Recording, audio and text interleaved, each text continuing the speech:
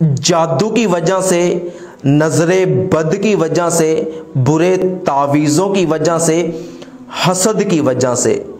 کئی مرتبہ ایسا ہوتا ہے کہ چلتا کاروبار بند ہو جاتا ہے، نوکری ہاتھ سے نکل جاتی ہے، گھر میں روپیہ پیسہ دولت رزق آنے کی بجائے جو گھر میں موجود ہوتا ہے وہ بھی ختم ہو جاتا ہے، بندہ زمین کے ساتھ لگ جاتا ہے۔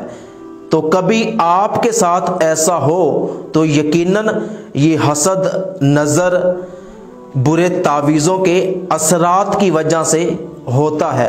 تو آپ نے یہ روحانی علاج کر لینا ہے۔ آپ نے کرنا یہ ہے کہ ایک موٹا تازہ سرخ رنگ کا سیب لینا ہے، پھر آپ نے 12 لوہے کے کیل لینے ہیں۔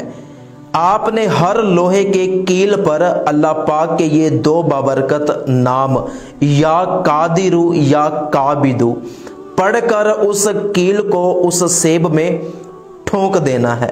آپ نے 12 کیلوں پر یہی عمل کر کے وہ 12 کیل اس سیب میں ٹھونک دینے ہیں۔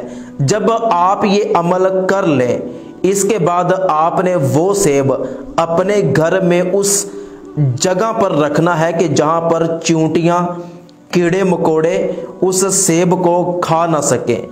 خود بخود وہ سیب پڑا پڑا سوکھتا جائے۔